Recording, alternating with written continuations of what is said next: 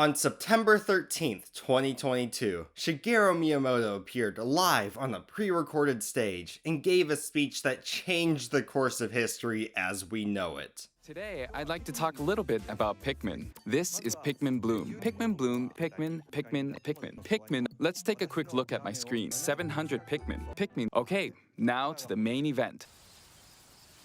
We call it Dandori. I also made a new t-shirt. And with the ritual complete, Dandori was invented. And I freaking love Dandori. I freaking love Pikmin. Just replaying these games to an absurd degree, finding new routes and strategies, discovering uses for Pikmin types. It's just a gratifying, satisfying gameplay loop, and I can't help but just think about it. All of these games have vastly different mechanics from one another. There's 4 in the series, and they're all so different. There's so much to talk about. As such, welcome to Dandori Database, a series where I talk about everything I can about the Pikmin games, all to analyze this series' amazing design, and to help you improve your Dandori output. In case you're confused on what Dandori is, in this context it basically means go fast by being efficient. And what better place to start than by giving each Pikmin type their own full-on video? And what better place to begin from there than the first of the first, the beginner of beginners. He loves destroying fire geysers. You know his name. It's Red. Oh yeah. Oops. Red Pikmin are a really interesting type because their abilities remain the exact same for each game, with their usefulness being very dependent on their environment. But why do they actually deal more damage? And what does it really mean to be a useful type? Well, I think the true meaning of Pikmin balancing lies beyond the vacant stare of our sniffer-wielding scallywag. But to get into this, let's actually hop into a game and figure out where red should be used.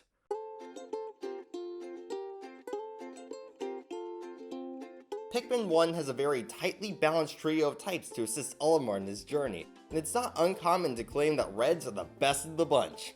But why is that? They're the first type you find, deal 15 damage, and are immune to fire. The damage increase is really the notable trait here because, as you can probably imagine, it's the best generalist trait in the game. Some pretty basic math that really helps is this.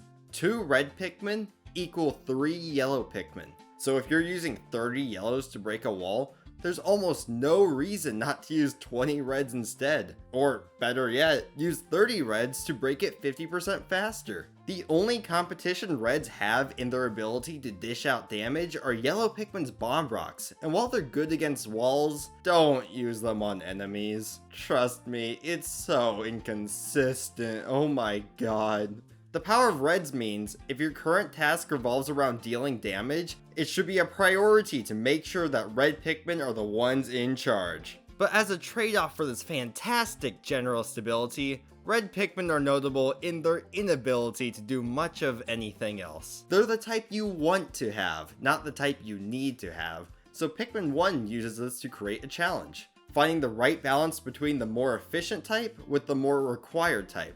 Although that's not to say reds are lacking in any utility, as the game uses their fire immunity to great effect in the Forest Navel. Outside of the Navel, you can only find fire in challenge mode by the armor cannon beetle in the distant spring and this puzzle in the final trial. But once we dive into the belly button of the forest, it's everywhere. Outside the beady longlegs arena, next to the puff stool, and swarming this ledge region. While you can use other types to carry past the fire geysers, it's very inconsistent, so I recommend just using reds here. But the real fun of this area are the fiery blowhogs that litter the beachside. This is one of the best designed enemies in any game ever, which is an incredibly bold claim. But seriously? These pigs? What makes them so good? Their only method of attack is fire. They're literally unable to kill red Pikmin. What's stopping you from just leaving a few reds on the blowhog to chip away at them until they're dead? Anyways, you can just leave a few reds and blowhogs to chip away at them. That's so cool. It's a fun mixture of an auto-completable task with a funky looking enemy that blossoms into a dynamic part of the stage. Just make sure they aren't pointed towards the water when you leave them to die. Actually, let's take it a layer deeper. If you exclusively use red Pikmin to carry, you don't even need to spend time or resources killing the blowhogs. The fact that these are all valid options of optimizing this stage is exactly why I love this series. And successfully implementing these oddities into your strategy is just fun. So, overall, red Pikmin are really prominent in Pikmin 1. Although a lot of that is due to the fact there's only 3 types and the game's really short. Ignoring the impact site and final trial because, let's be real here, those aren't really areas. Reds are prominent in the Forest of Hope due to the necessity to get to, unlock, and raise yellows. Reds are prominent in the Forest Navel due to the amount of fire. And so the dynamic I brought up earlier only really applies to the distant spring. You need a ton of blues, so balancing your red count with them is a tough part of the puzzle. Pikmin 1 uses reds to a really solid degree, utilizing their strengths and even their weaknesses in really interesting ways. Although the real dynamics of this only appear in like one major area. And as we'll see in the later games, red Pikmin don't really have much going on anyways. They're pretty self-explanatory. They do more damage, use them to deal damage. They're immune to fire. When there's fire, it's time to shine. So instead, I want to focus more on how red Pikmin tie into what I refer to as the golden rule of Pikmin. Not every type is good everywhere, but every type is the best somewhere. The Pikmin games have a huge focus on efficiency, hence Dandori. And as such, the games are balanced in this way. Types that might seem bad or basic are like that because it creates an interesting caveat you have to work around if you want to be efficient. And sure, there are types that absolutely dominate their respective games, but there isn't a single type you shouldn't consider when going for optimization. Except for reds and Pikmin 2! Pikmin 2 reds are the worst type in the series, and it's not even close. Pikmin 2 is pretty definitively the black sheep of the 4 games, focusing the least on gameplay optimization and Dandori as a whole. But with these different priorities means Pikmin 2 fights back the most against trying to be optimized. Case in point, red Pikmin. What's so bad about red Pikmin? Well, they're the first type you get. They deal 15 damage, and they're immune to fire. Exactly the same as in 1. So then how are they the worst type in all of Pikmin? Well, it's in an optimal context. Red Pikmin aren't strictly bad. You can easily amass a great quantity of them, and they're still able to deal good damage. On initial playthroughs of Pikmin 2, you can get great mileage out of them. But once you start pushing this game, red Pikmin get filtered out instantly. Their fire immunity is practically worthless now. Despite the hazard's increased prevalence, fire geysers are able to be destroyed by any type. In fact, they're the easiest hazard to destroy, with water, electricity, and poison having their own extra caveat to work around. To make up for this, we have some more fire-based enemies. In addition to the fiery blowhogs, we have fiery dweevils and a new burning bullblacks. That's not what it's actually called, but you can't deny that's a cooler name than just putting fiery at the front for the 3rd enemy in a row. And, like, the bullblacks is a pretty definitive obstacle to use reds on, right? Even if you can extinguish their flames, they're not always going to be near some water. And since most of them hold treasure, you have to kill them. In fact, each of the 3 caves in the Wistful Wild contain fiery bullblaxes. It's the only tactic Pikmin 2 has to force you to use red Pikmin. Anyways, I freaking love spreading this information. You can kill them with purples. You can kill all these enemies with purples. Not only can you kill them with purples, you're better off killing them with purples. Purples from 2 are the best attackers in the series. And when we compare them to the red Pikmin's 2 benefits, purples outperform them in both their specific and generalist trait. To see how this actually works in-game, Let's look at a tangible example of this dynamic by running through Citadel Spiders sublevel 2. We've got 3 treasures, 3 fiery dweevils, 2 yellow wollywogs, and some fire geysers. When using red Pikmin, you have to always be aiming carefully, making sure they take down everything around. Whistling them off of enemies at the right time is great to prevent them from being deflowered, but precise aim is needed to take down the dweevils. Either precise aim or hoping they pick up a random body. Keep up the work and you'll have the floor cleared out in no time. Now let's use purples. We can instantly kill the yellow Wollywog with the stun there. Don't bother aiming too hard at the Dweevil. It's guaranteed to be stunned by purple Pikmin and they'll whack the treasure off super easily thanks to their homing. Oh wow, that guy didn't even get stunned. That's genuinely like a 2% chance to happen after that many purples. Oh well, didn't matter. None of my Pikmin died and oh, look at that. The floor's complete. As a real kicker, as dig speed is tied to damage, purples dig faster than reds. So, this is the issue with the red Pikmin. When compared to purples, you have to put in more effort for less results. Like, for every other type in the series, you're able to find a plethora of spots they can be good in. Spots where it's a good idea for them to tag along. But purples do more damage than reds. They do more utility than reds. They are more than reds. Even the progression of Pikmin 2 hates reds. Purple Pikmin are the second type you acquire, so they outshine red Pikmin's primary benefit before it even had a chance to be useful. Although, between the two, reds do carry faster, so you still want to use them.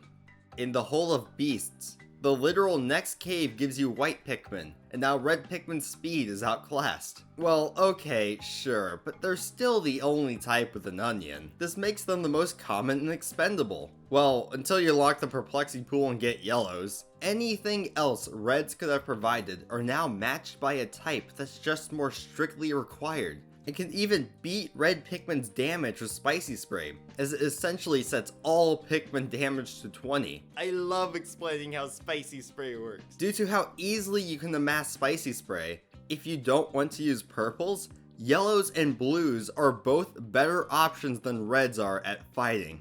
And to top it all off, we still have Bitter Spray. So in short, once you get yellow Pikmin, once you just get a second onion, you lose any reason to use reds throughout the entire game. Which is why I say the golden rule of Pikmin is good for the games. Not every type needs to be good everywhere, but every type should have the opportunity to be your best option somewhere. Otherwise, you wind up with a type that has 0 uses by the time you get blues. There is literally no high-level consideration red Pikmin can ever find themselves in. Pikmin 2 went for an option where, instead of rallying between a type you want and a type you need, now you have to balance between a type you want and a type you don't want. Hold on, wait. I think I just realized an optimal use case for reds.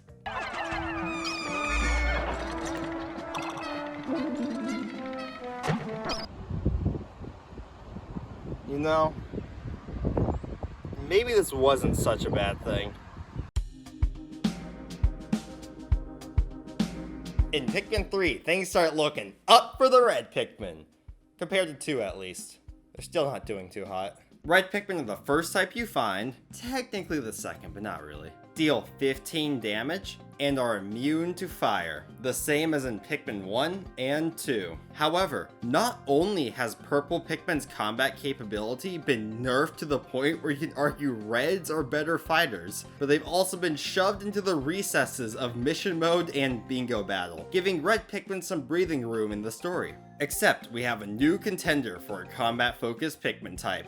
The Rock Pikmin. But unlike purple Pikmin's introduction, rocks actually serve as a proper side grade to reds. When thrown, rock Pikmin deal a set amount of enemy specific damage, while dealing 20 damage otherwise. This essentially boils down to rock Pikmin being very strong against weaker foes, but as health pools grow, red Pikmin are the better option. Like, while you need rocks to break the Armored Monad's exoskeleton, using them to finish the job is not the best of ideas. Red Pikmin are much better suited for shredding the HP wheel. So no, Reds aren't outclassed by rock Pikmin.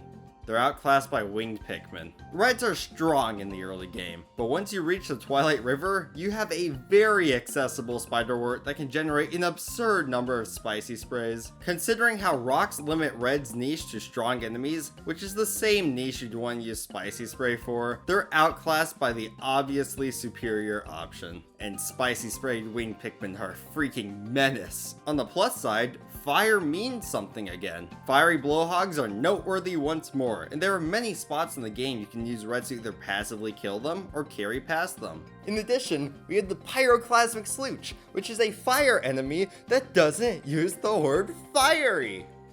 Pyroclasmic is such a fun made-up word, I love it. Anyways, while you can use rocks to kill them, Reds are, thankfully, the more viable alternative. Just throw 5 Reds on and presto. Wait, what the frick? When it comes to fire geysers though, don't expect much.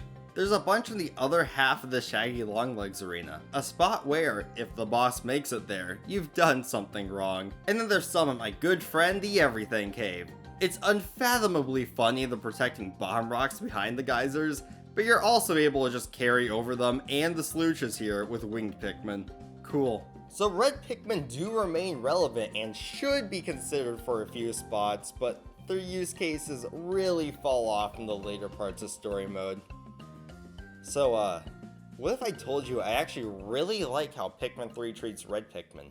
Surprising, I know, considering how much I just trashed on them, but there's a whole chunk to this game that I just haven't brought up. Oh yeah, it's time to talk about Mission Mode. Mission Mode is peak Pikmin, just giving you bite-sized levels, fills it with junk, and tells you, optimize it. They're fun little challenges that test your Dandori. Dandori challenges, if you will. Hey, wait a second. Of the 15 collect treasure stages, red Pikmin appear in 8 of them, and they're used in 2 different ways. For one, well, they're the best offensive type. Spicy sprays are heavily limited in these stages, so by either only having 1 spray to use or needing to amass a spray buffer from scratch, sprays are now considerations instead of answers. You could use it to destroy a strong enemy, but it might be more valuable to use Reds there, collect the rest of your army, and then flower them up. This is also where their battle enemies usage lies, as Reds appear in 10 levels, and in every one of them, they're either the best at dealing with enemies, work alongside rocks, or can passively exterminate fiery blowhogs on their own. I still can't express how much glee I get when I throw 2 Pikmin on a blowhog and know, yep, that thing's gonna die. The other way red Pikmin are used is in their extreme basicness. Let's look at the collect treasure stage Thirsty Desert as an example. The 2 strongest enemies here are a Joustmite and a Pyroclasmic Slooch, so combat clearly isn't a focus. And when we look at what types we have in this area, yeah, red Pikmin aren't the best carriers here, are they? But, unlike in a story mode where you just pull out a better type, you're limited on options here. You still have to find out where to use red Pikmin despite their limited utility, and that's the challenge. And even in these types of stages, red Pikmin aren't the best options you have at breaking down walls. This dynamic is even supported by freaking Bingo Battle of all places. Take a look at this. Bingo Battle has 12 maps, each with 3 possible layouts, totaling 36 different arenas to fight in. Each arena gives you a starting type, but you can find a second type in the field or through the cherry roulette. So, do you see it? If not, let me help out. Red Pikmin are present for 29 of these stages, and of these, they're the starting type for 20 freaking 5. 70% of Bingo Battle stages give you red Pikmin to start with. For reference, the second most prominent type, yellows, appear in 15 stages. Total. Reds are so common precisely because of their basicness. You start the early game with Reds, letting you focus on fighting enemies and breaking walls, but as the number of blockades and baddies clear out, you're going to want to switch priorities to the second type, which are able to take shortcuts or break obstacles that Reds were unable to, all while staying relevant due to their increased damage against other Pikmin. They're just a strong, reliable type. Of course, their fire utility does get a show up too, as there are fire geysers in this mode that actually work. Of the 4 layouts with them, 2 actually give reds as the secondary type, as they're the better candidate when it comes to carrying. The fire also adds a huge level of chaos, which is appreciated. For the other 2 levels, the geysers and corroded maze present some interesting, albeit low impact decisions with this wall, and the last one in Rusted Labyrinth gives you winged Pikmin, who fly. Why are there geysers here? Unfortunately, there's one big caveat I've yet to mention. As you probably have noticed, I've been playing on the dusty old Wii U version of the game, and that's for good reason. When compared to the original, Pikmin 3 Deluxe's side modes have all enemy health. There's a lot I can say about this game, and it's really high up on my priorities list for a video. So I'll just leave it at this. Red Pikmin work best against high health enemies and bosses, but by having all of their health, Reds have less impactful use cases. Reds are still the strongest type, of course. Walls are notably the exact same, and they continue to deal with enemies the fastest. But in the move from 3 to 3 Deluxe, the importance of combat is the only thing that's changed. Pikmin with distinct carrying benefits are completely unaffected by the switch, so using them in their proper ways will still provide the same levels of efficiency. But when you're required to fight an enemy, using red Pikmin can now just be not worth it. You can optimally defeat enemies with a lesser number of weaker types. In Collect Treasure, this can make decisions of balancing between types heavily sided against reds because, like in Beastly Caverns, now when you bring enough blues to carry everything, you have enough blues to deal with everything. The only spot you can get the original Wii U health in is in story mode's harder difficulties. But as we've discussed, that does not really help the type out. 3 Deluxe, whether intentionally or not, rebalanced mission mode into something it wasn't designed for. And mission mode was designed for red Pikmin. Focusing back on the original state of the game, Pikmin 3 Deluxe really does try fulfilling the golden rule of Pikmin. But story mode's a pretty perfect example of how even when you feel this dynamic, you still need considerable use cases. You're never going to need more than like 5 or 10 red Pikmin out at any given time when collecting fruit. But on the flip side, Pikmin 3's mission mode shows the value in limiting your type diversity.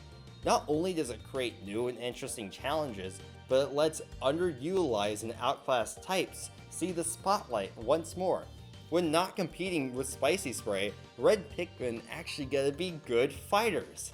It's just a shame that most people aren't going to be experiencing this dynamic in its true intended form. But whatever, that doesn't matter, huh? By limiting your type diversity, outclassed types get better. I wonder if Pikmin 4 does anything with this. I know what my transition just said, but I'll talk about the 3 type limit later. Instead, I want to bring attention to the fact that Pikmin 4 has to balance between 9 freaking types and a bunch of items. With this much stuff to balance, how do you even go about doing it? Well, Pikmin 4 embraces in full force the golden rule of Pikmin. With so many overlapping abilities, it would be impossible to make every type useful in every situation. But every type instead has spots they are the most optimal in. What this means is, it's a good day to be a red Pikmin. Red Pikmin are the first type you find. I don't need to say the rest, I'm sure you understand. And unsurprisingly, there's plenty that outclasses them in combat. Rock Pikmin are still great against weak enemies, and now have super funny burst damage. Purple Pikmin are back with a weird thud, latch, impact damage thing that absolutely violates anything that doesn't instantly die. And Spicy Spray has not just been buffed considerably, but can now be amassed in comical amounts. In short, red Pikmin have been hard power crept, and it's difficult finding places to use them.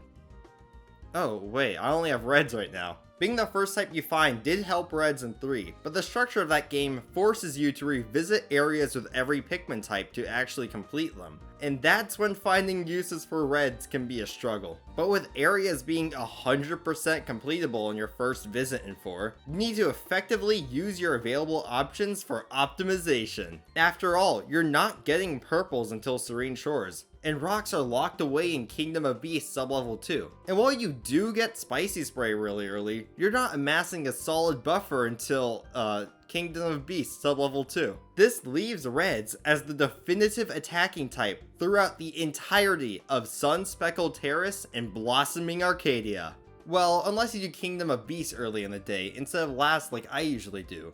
But rocks aren't as clear-cut of an upgrade here as you'd think. After all, reds are great everywhere you'd expect. Damage? You got it! Ice are gods at freezing everything, but when it comes to shattering enemies, they can't. Like, if you want to be fast, just no. Reds do comparatively triple the damage of ice. Wow. So if you mix them into your army, you can actually kill frozen foes. Fire is also exactly what you'd expect. You can use reds to break fire floors, kill pyroclasmic slooches, and all the good blowhog stuff. This blowhog and crackling cauldron, you could kill it, or you could carry the 2 treasures ahead with reds. That sole decision is why that blowhog is there. And for the other 8 early game caves, reds are a must-have in all of them. Enemies, walls, fires, ooh, sticks. I forgot about sticks. They're the reigning champions of the early game. And then you get to Serene Shores. Yeah, they're really not going to be showing up too often from here. Now that we have more combat options, how can Pikmin 4 still make them useful? If we look back at Pikmin 3, when reds were outclassed in their damage, their only notable prominence were against fiery blowhogs. Ah, I see what's about to happen. For the rest of the game, you should only consider reds for their fighting in the Sub-Zero Sauna. They can assist in destroying the frozen Hydro Jelly and Arctic Cannon Beetle, although rocks also do these jobs well. Of course, your best option are purples, but that's only if you have them unlocked by now in your route. But for the 3 other caves you can use reds on, being the Cradle of the Beast, Frozen Inferno, and the below grade Discotheque? Disco the Q. Disco the Q. Hold on. Discotheque? What the frick? For these 3 caves, red Pikmin remain relevant because of their fire immunity, something only glow Pikmin can legitimately compete with. And fire as a hazard has been buffed pretty prominently, to the point where, even with the option to destroy it, you should just bring reds to ignore it altogether. A stark contrast to Pikmin 2's Fire Geysers, where the best course of action is to break it and carry past with whites. This optimal ease of use also gives reds an advantage over glow Pikmin, because no one's gonna pull out the glows just to kill a slooch or 2. This dynamic with fire is usually seen in the Discotheque, but also a ton of the early game caves, which is why reds remain prominent in the Arcadia, even if you grab rocks. It might actually be worth it to use rocks of the secluded courtyard though. I'll have to try that out next playthrough. But despite this buff fire, the remaining 2 caves to discuss focus on a new, red exclusive mechanic: fire starters. Fire starters are Pikmin 4's way of transitioning reds from an outclassed generalist to a required specialist. Not even glow Pikmin can pick these things up, and as a mechanic, they're pretty cool, honestly, even if they can be really tedious to use at times. But ignoring all of that, I like fire starters. They're here to keep reds relevant. As a mechanic, they're a neat little checkpoint timer system, where you can either play it slowly and safely to ensure you reach the bonfires to reset the timer, or you can risk it all to burn everything needed in a single cycle. Of course,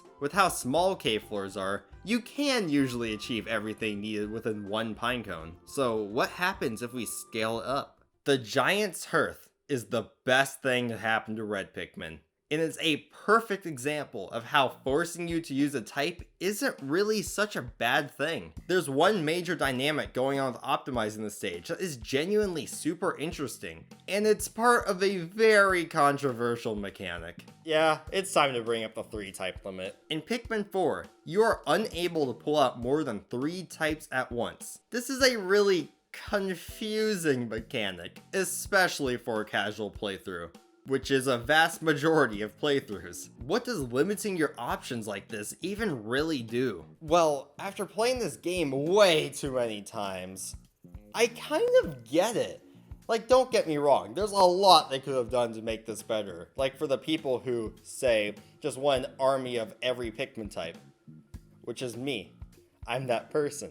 I tried accomplishing it once in Cabin for a King, but the game physically stopped me from having more than 7 types. I am freaking appalled. But when it comes to making optimization of this game fun and interesting, there's actually a lot of good that comes from this mechanic. Here, let me explain. You only technically need a single red Pikmin to deal with fire starters. But with the 3 type limit, by even taking out 1 red, you've locked them in as one of your 3 types. As such, since you're bound to have a fair supply of them, you might as well take a decent handful of reds. But now that you have an army of reds, you have a lot of Pikmin that are capable of dealing good damage. Sure, it's not the best damage, purples can still do more, but you don't need purples. You need reds. Is it worth using a second type slot for slightly better combat? Or are you better off going for a utility pick? Heck, would purple's utility be more valuable than their combat? You could swap reds out temporarily, but then you aren't able to interact with fire starters, and you need to take that single active checkpoint literally across the entire stage to burn all the hay. All these decisions you have to make in finding a route reminds me of mission mode. It doesn't matter that reds are only really useful here because you're forced to use them. The fun comes in the fact that you need to use reds, and so your route and strategy has to reflect this. All to beat the Giant's Hearth in a single day, and all while giving a famously outclassed type one last significant hurrah in the late game. A lot of this challenge also lies within your knowledge and understanding of fire starters, so here's some tips and tricks you can use to up your game. When you light a bonfire, not only does it regenerate your current fire starter's timer, but it generates a new one. Grabbing the second starter can be a great idea, just in case something stupid happens to the first. When you change landing sites, every Pikmin at the Onion and ship warps to you. This also warps fire starters. Just make sure you really know where you're going, as the timer is incredibly short. The amount of close calls I've had where I didn't make it is kind of absurd. And finally, Go Here is your friend. You can use this to move from one checkpoint to another to light them up in a line. Just make sure you're hasty when switching captains. Going back to more of the design talk though, the use of fiery Bulblaxes are also an interesting dynamic because they only appear in places that already have a lot of fire. So you're likely already bringing red Pikmin. So despite the fact you can kill fiery Bulblaxes with rocks or purples, you're still using reds for the other fire tasks. So it just means they're all viable options depending on your route. And to round this all out, let's finally get to that last red Pikmin cave, Cradle of the Beast. Although it's also a purple Pikmin cave, despite that whole red versus purple decision angle I talked about, you're forced to use both types here due to fire starters and a 300 weight treasure. So instead of arguing which types are better or stronger, let's just face the fact. They're both required here, and are able to attack enemies in harmony, where one isn't strictly better than the other. It's beautiful in a way. Reds have a really interesting curve in this game. Due to a lack of options, they start out as champions in the world, but soon become outclassed by literally everything. Although they do see some prevalence in the use of fire before having one last significant hurrah.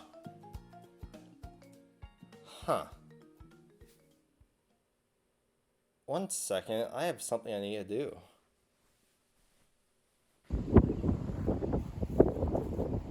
You know, maybe it's not too late to fix this. Maybe there's still time.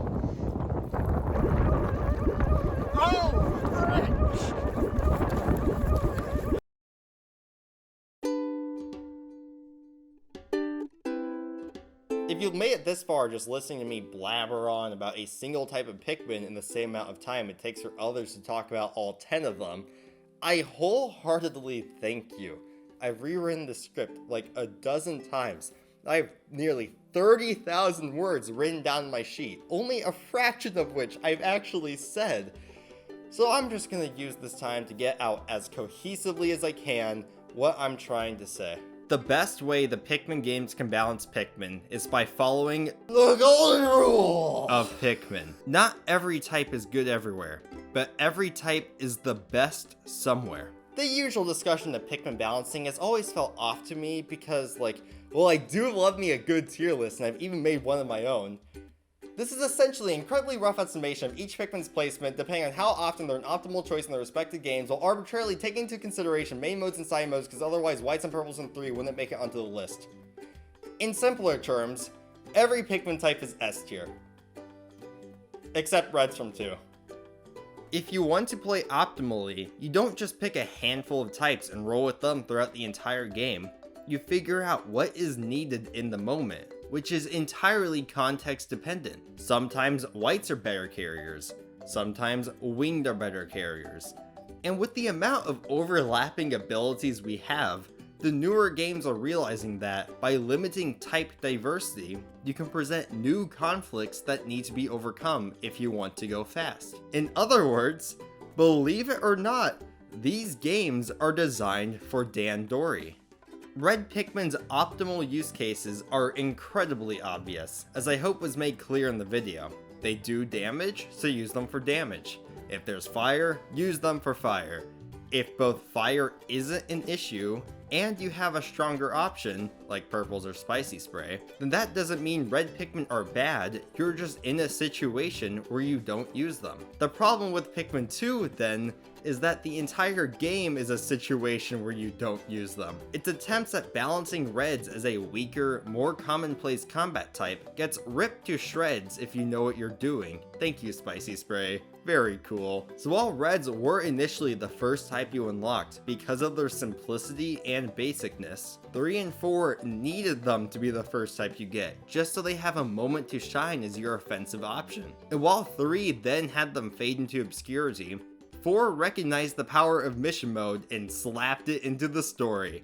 Aw yeah, the Giant's Hearth is just the freaking thirsty desert dynamic I discussed. So Pikmin 1's lack of options gave reds importance as the combat type, but Pikmin 2's priority shift off of Dandori instantly invalidated their potential high-level balancing decisions. Then Pikmin 3 came in, gave reds a chance to shine, and completely forgot about how good Spicy Spray was, although utilizing them excellently in mission mode, before Pikmin 4 finally showed up, slapped some of the design ideas from all these games together, and gave us a perfect example of a Pikmin type that is used to create fantastic, fun, and interesting challenges to test our Dandori.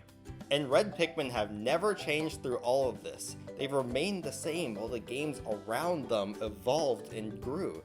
And that's so interesting. And I know I've probably been bashing Pikmin 2 a lot here, but I just find it really interesting how brilliantly it failed using red Pikmin. I don't mean that as a criticism to the game. I mean that as in, it's just so interesting to talk about and discuss that, I love it. Which brings us to the final and most pressing question. Why do red Pikmin deal more damage? Okay, so hear me out. Blue Pikmin's mouths are their gills, right? They let them breathe underwater. And white Pikmin have the big red eyes to see underground. Okay. Red Pikmin stab people with their noses.